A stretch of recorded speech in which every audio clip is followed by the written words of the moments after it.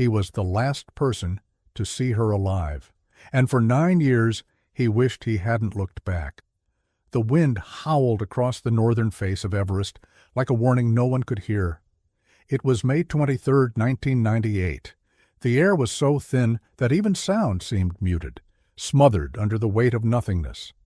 The summit shimmered in the distance, painted gold by the late afternoon sun, and just beneath it a flash of purple fabric fluttered against the snow-covered rock. It moved, barely. Then it stopped. Daniel Rhodes stood frozen.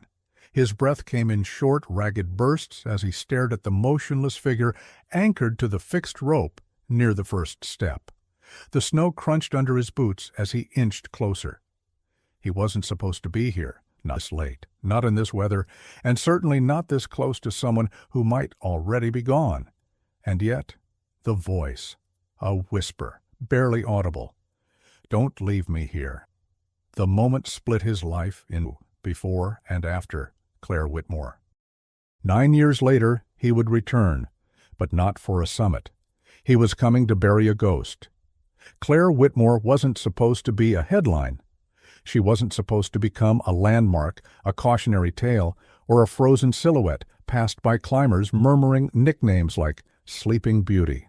She was supposed to come home, to hug her son Ethan again, to tell stories about thin air and endless skies, to frame the summit photo and send it to her aging parents in Vermont, to call her husband Victor and say, "We did it, we really did it."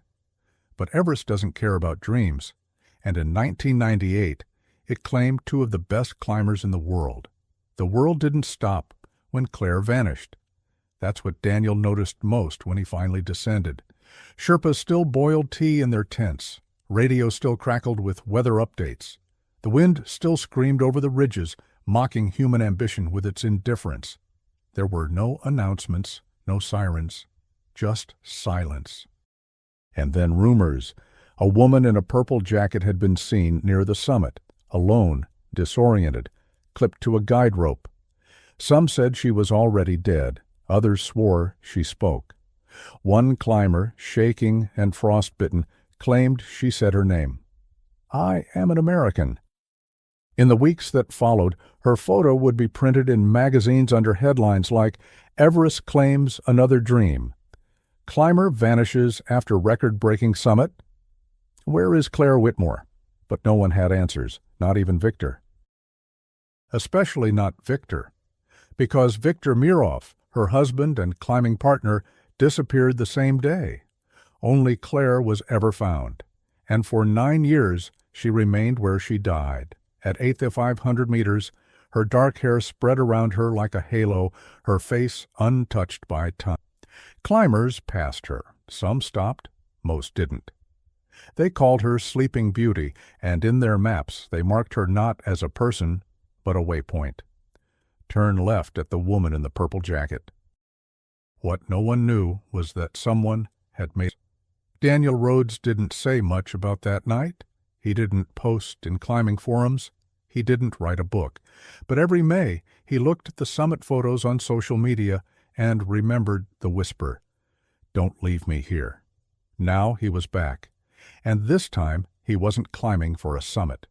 He was climbing for redemption. Wind rattled the tent at base camp as Daniel unrolled the old map Claire had given him 9 years earlier. A scribbled route in faded ink, a note to her son. "Hi, Ethan. We're at base camp. Miss you. Love you. Mom." His fingers trembled as he refolded it. Outside, the mountain waited, indifferent and ancient. But Daniel wasn't here to conquer it. He was here to keep a promise. At 2:13 a.m., a radio crackled with static in the darkness. Then a voice. "We found her." Her son called her Mom the Mountain. She pretended not to like it, but she did. In the quiet suburbs of Boulder, Colorado, Claire Whitmore wasn't a record setter or a high-altitude machine. She was just Mom, the woman who forgot to buy cereal sometimes, who danced barefoot in the kitchen, who built snow forts like it was an Olympic sport.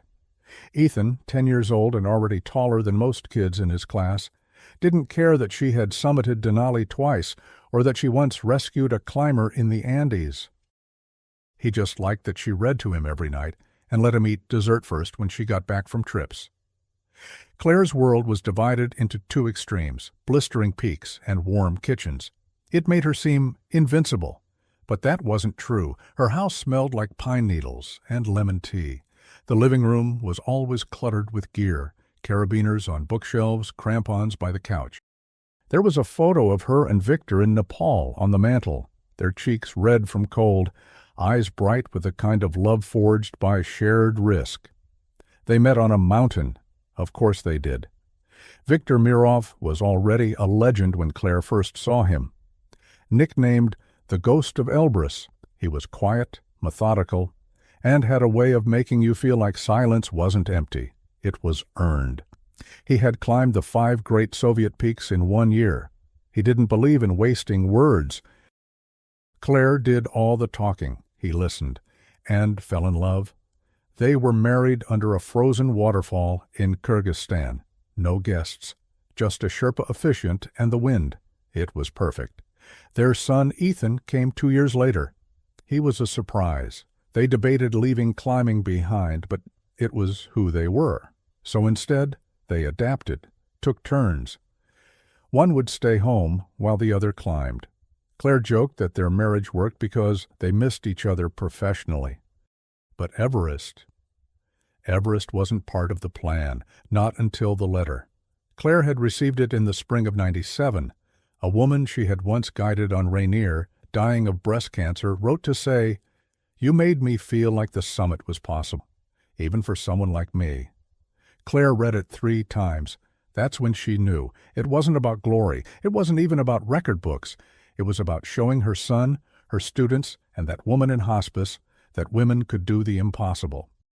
Even without oxygen. Even on the deadliest peak in the world. She told Victor over coffee. He didn't flinch. "When?" he asked. They trained like it was war, not just physical prep, but emotional. They taught Ethan how to dial the satellite phone. They left copies of their wills with Claire's sister in Denver. They wrote a letter to Ethan for every week they'd be gone. Claire's said, "If I come back, I'll take you to the Rockies. If I don't, you keep climbing, even if it's just in life." Victor's letter was shorter. "Be brave. Be kind. You are my summit." People say Everest takes a piece of everyone who tries. But for Claire, it had already taken something before she... The night before her flight, Ethan woke up screaming from a nightmare. She held him until sunrise. "Promise me you'll come back," he whispered into her neck. "I promise." She meant it, but the mountain doesn't care about promises. Base camp was chaos, wind whipping through nylon tents, helicopters slicing the sky. 1,000 different languages layered over the roar of the Khumbu icefall. Claire wrote in her journal, "I keep thinking about Ethan's eyes, the way they squint when he smiles. If I make it to the top, I'll scream his name from the summit." Victor was quieter than usual, focused, but Claire knew him too well. He wasn't just climbing, he was watching her. Always 10 steps behind or ahead, depending on the day. That was his love language. Protection. On May 17th, they set up Camp Before. On May 20th, they tried to summit. Failed. Headlamps died. On May 21st, they tried again. Turned back after 50 meters. By May 22nd, they were breaking, muscles cannibalizing themselves. They should have descended. Everyone said so. But Claire was too close, and Victor wouldn't leave without her. What kind of love is that? The kind that climbs into hell for you. The kind that disappears without a trace. On May 22nd, 1998, Claire Whitmore reached the summit of Mount Everest without supplemental oxygen. She was the first American woman to do it, but no one celebrated, because no one saw her come down. They say Everest remembers everything, every rope left behind, every footprint, every scream swallowed by the wind. But no one could remember where exactly Claire Whitmore had gone, not even the mountain. At 1:12 a.m. on May 22nd, Claire and Victor left Camp 4 for their final summit push. They didn't carry supplemental oxygen. They didn't have Sherpas. Just each other, headlamps, and the relentless drive of a dream. Other climbers at Camp 4 remembered seeing them leave, silent shadows against the snow. Victor nodded at a passing team from Kazakhstan. Claire smiled weakly. It was the last confirmed sighting of them together. By noon the weather had turned, sun glaring, wind biting. Visibility remained decent, but the fatigue was like nothing they'd ever felt. The so-called death zone at 8,000 meters isn't a place built for humans.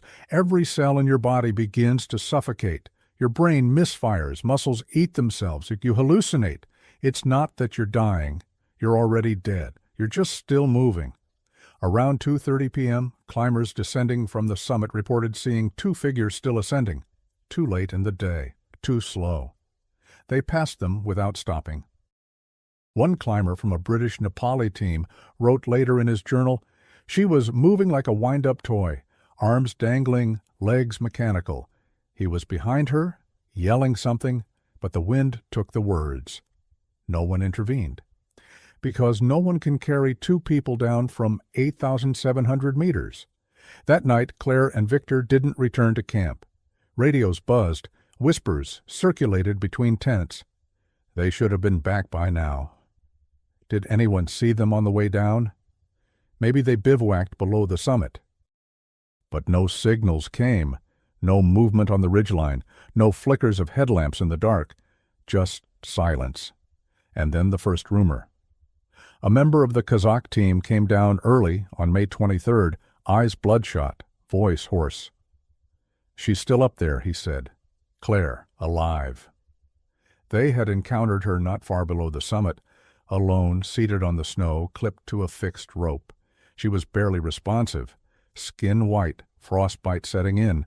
She kept mumbling something. "Don't leave me. I'm cold. I'm American." They tried to give her oxygen, tried to get her to move, but their own supply was running low. Their fingers were freezing. Their legs were done. And they had no Sherpa support. So they left her sitting there, her harness tied to a single rope to keep her from slipping off the face of the mountain. Hours later, Viktor Mirov was seen by another descending team. Alone, climbing up with oxygen tanks strapped to his back. He asked one question. "Where is she?"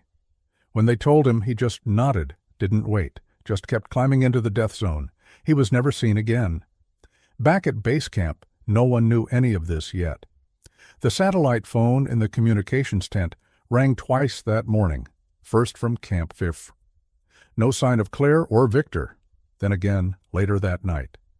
One climber says he saw her, still alive. It was chaos. The expedition leader for the American team, Mark Romer, gathered the other climbers. "If she's up there and still alive, we have less than 24 hours." No one volunteered to go. The weather was shifting, storms rolling in. The window was closing. Daniel Rhodes hadn't spoken much since descending 3 days earlier from his own failed summit bid. He'd been sick, frostbitten, and full of guilt. But when he heard the Kazakh climber's account, something snapped inside him. "I'll go," he said. He never reached her that day because someone else did first. At 8:43 a.m., on May 24th, Lauren Beckett, a South African climber attempting her third Everest summit, spotted something odd below the first step. Purple fabric. It moved, just barely. Lauren's account, recorded later in her personal diary, her face didn't look real. It was porcelain, perfectly still. Her lips were cracked but slightly parted like she had just said something. Then her eyes opened. "Don't leave me here," she said. "Hi." Lauren shouted for her partner, Daniel Rhodes, who was already close behind. Daniel froze when he saw her. Claire Whitmore. 9 years earlier, he had shared tea with her in a tent at base camp. They laughed about Ethan and Victor's matching boots. She'd let him read a letter from her.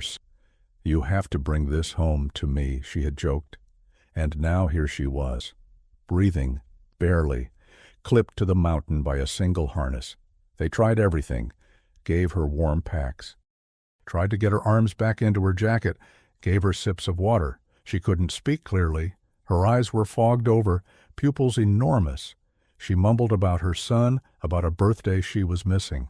She tried to stand. Her legs folded. She collapsed again. "Claire, you need to help us.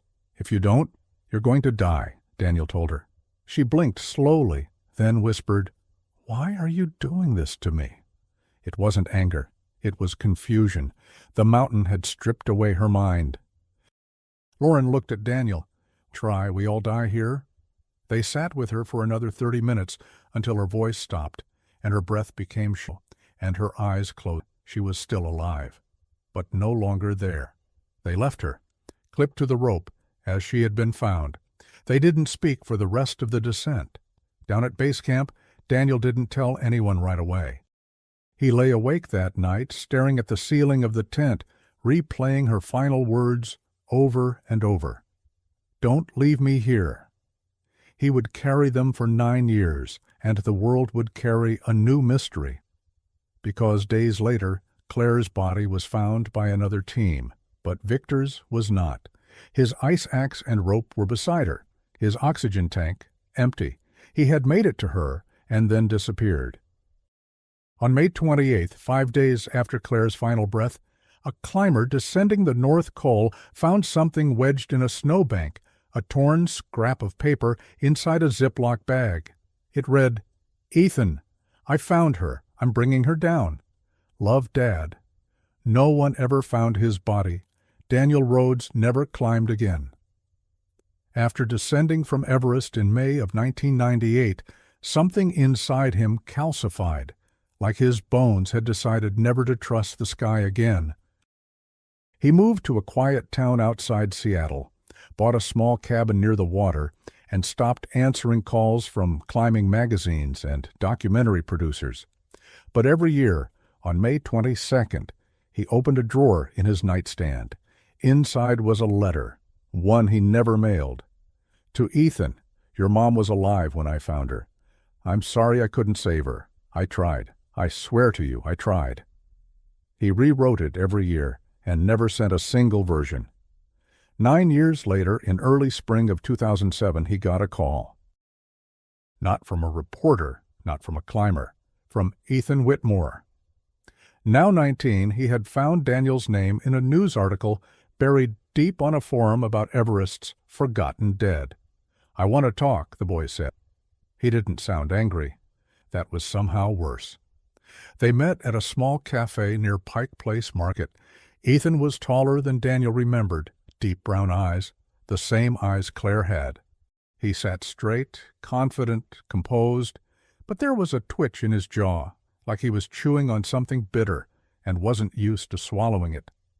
"She was buried in ice," he said, "for 9 years." Daniel nodded. "And every year people climbed past her like she was part of the route." He couldn't argue. "They gave her a nickname." "I know." "Sleeping Beauty," Ethan said. Ethan leaned forward. "Here's the thing. No one ever found his body, my father, but someone found his axe. His rope, his oxygen tank, all of it, next to her, but he wasn't there." Daniel looked out the window. "People fall. Storms bury things. Up there you can be 10 feet away from a body and never know." Ethan slid something across the table. A photo. It was Claire's final location, her body, frozen, still clipped to the rope.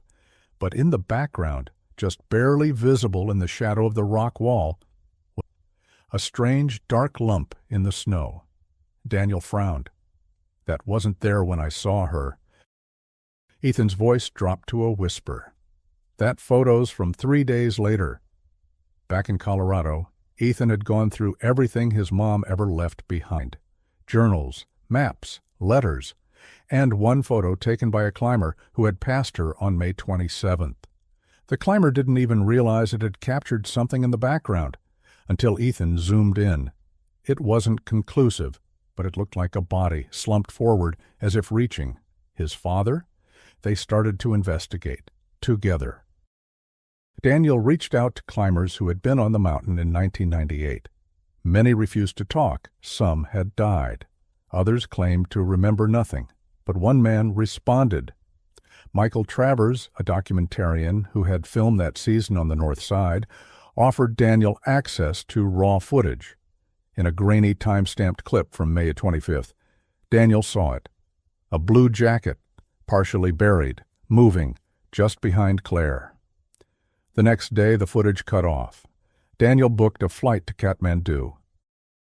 He called Ethan from the airport. "I'm going back." Ethan didn't respond immediately. Then, "I want to come."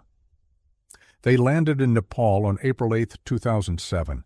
The plan wasn't to summit, not even close. Daniel had organized a small expedition called Project Last Descent. Their mission, reach Claire's old location, verify the mystery shape behind her, and, if it was Victor, bring him and Claire off the mountain. Finally. But the moment they arrived at base camp, things went wrong.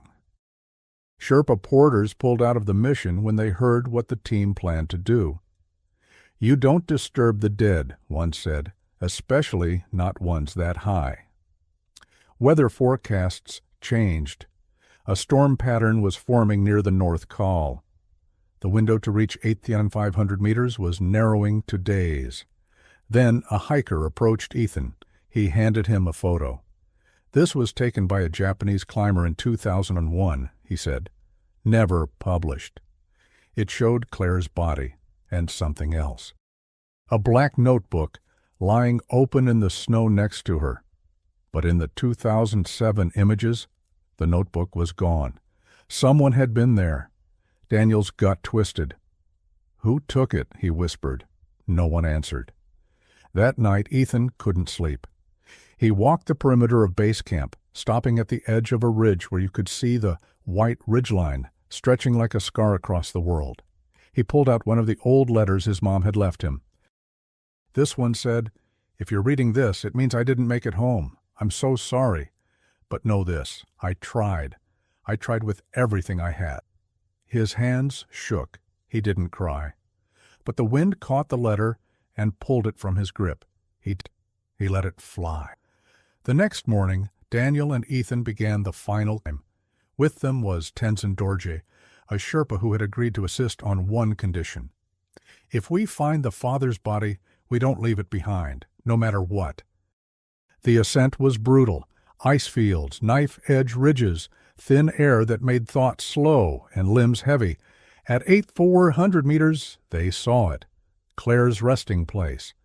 But she wasn't visible anymore. A snowdrift had half covered her, and behind her, still there. They started digging.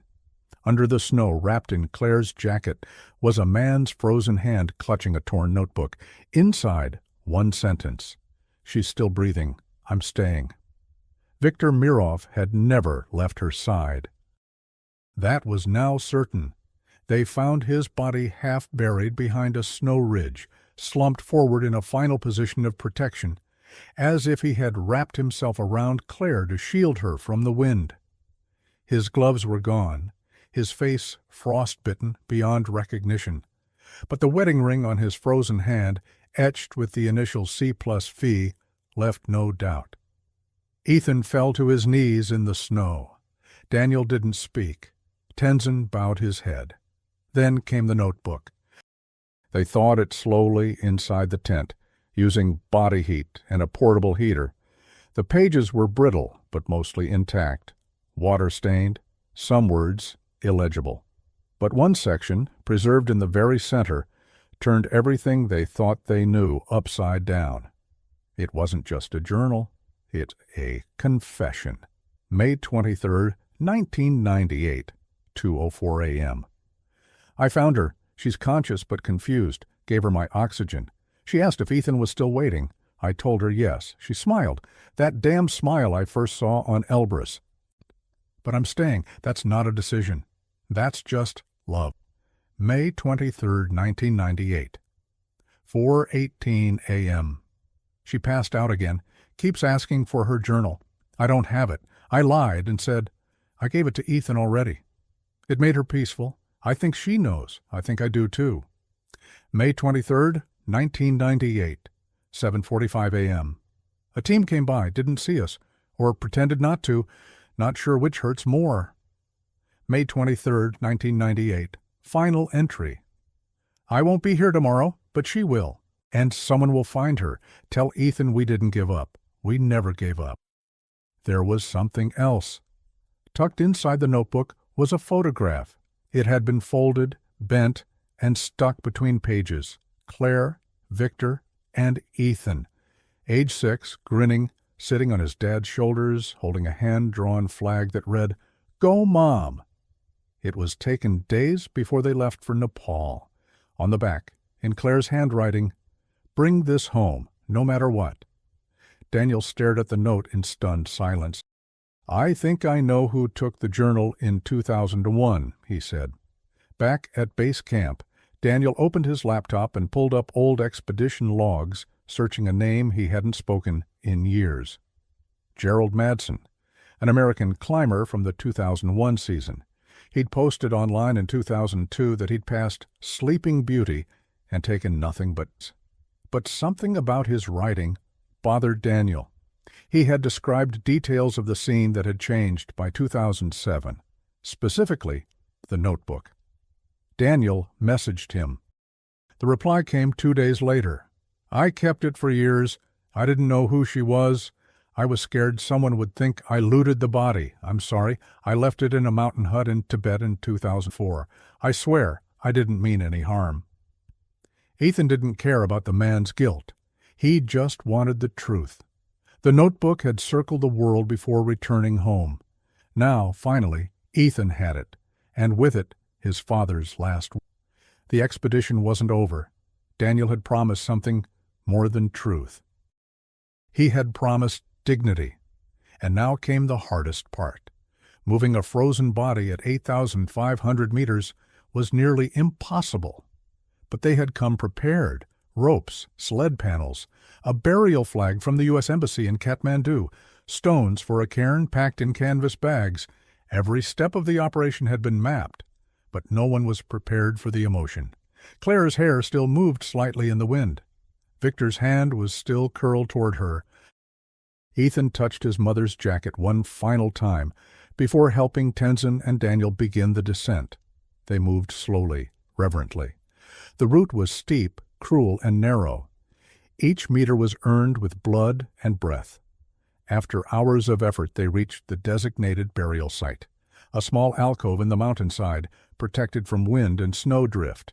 There they built a stone cairn and placed the folded American flag across the top. No crowds, no speeches, just 3 men and 2 legends. And a love story no storm could erase. That night, back at camp, Ethan finally read the letter Claire had written after the climb. It was dated March 11th, 1998. "If you're reading this, Ethan, it means your mom didn't make it. That's okay. I made a choice. I chased a dream. Not because I didn't love you, but because I did. I wanted you to see what's possible when someone gives everything for something they believe in. But now I want you to live. Really live. Fall in love. Laugh loudly. Forgive people. Try impossible things. And always, always look up. I'll be there." He closed the letter and wept. Daniel retired from climbing for good, but before leaving Nepal, he visited one last place, the ridge where he had first heard Claire whisper, "Don't leave me here." Now, he whispered back, "I didn't." 2 weeks after returning to the U.S., Ethan received a package, no sender, no return address. Inside, a VHS tape, a faded photograph, and a note. "What you think happened up there isn't the full story. Watch this. Then come find me." The tape was grainy, old, warped by time. Ethan fed it into the only working VHS player he could find, a dusty machine at a library archive room in Boulder. Daniel sat beside him, silent, hands folded tightly. The screen flickered. Then came the image, Claire Whitmore, laughing. It was raw footage from an old camera, likely recorded weeks before the climb. She stood at base camp, wind whipping her hair, snowflakes on her lashes. She was speaking to someone behind the camera. "If this makes it back and I don't," she laughed, shook her head, started over. "Okay, Ethan, if you're watching this, it means something went wrong. Or maybe everything went right, and I just didn't make it down to tell you in person. There are things you need to know. Your dad didn't want to do this climb. Not really. But he saw what it meant to me. And he said, if this is how we die, at least we die chasing the sky together." Daniel covered his mouth. Claire continued. "But we didn't die that day, Ethan, not at first. We saw the summit. We saw it. And for a moment, the world was perfect," she swallowed, "and then we came down, and everything got very, very hard." They stared at the screen, hoping it would return. It didn't, just static. But the note that came with the tape had one more line. She lived longer than anyone knew, and someone watched over her until the end. Ethan spent the next week searching, emails, messages, forums. Finally, he got a hit. A user on an Everest forum claiming to have seen Claire on May 25, 1998, a day later than most reports. They said she had spoken, clearly, asked them to tell her son she loved him. He never did.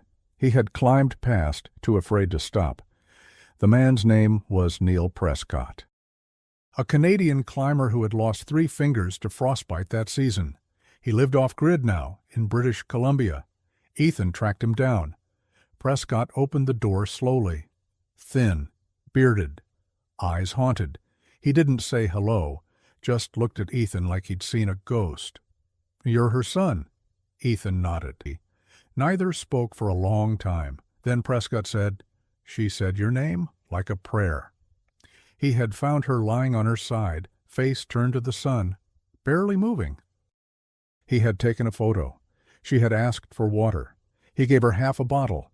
She had said, "Tell him I don't want him to be sad. I got my dream."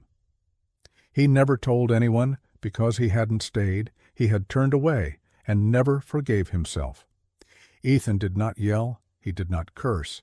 He placed a folded note in Prescott's hand, his mother's last letter, then. Back in Colorado, Ethan visited his old childhood home. The climbing gear was gone. The framed photos of peaks replaced by new family memories. His aunt now lived there with her daughters. But one thing remained in the attic: Claire's old backpack.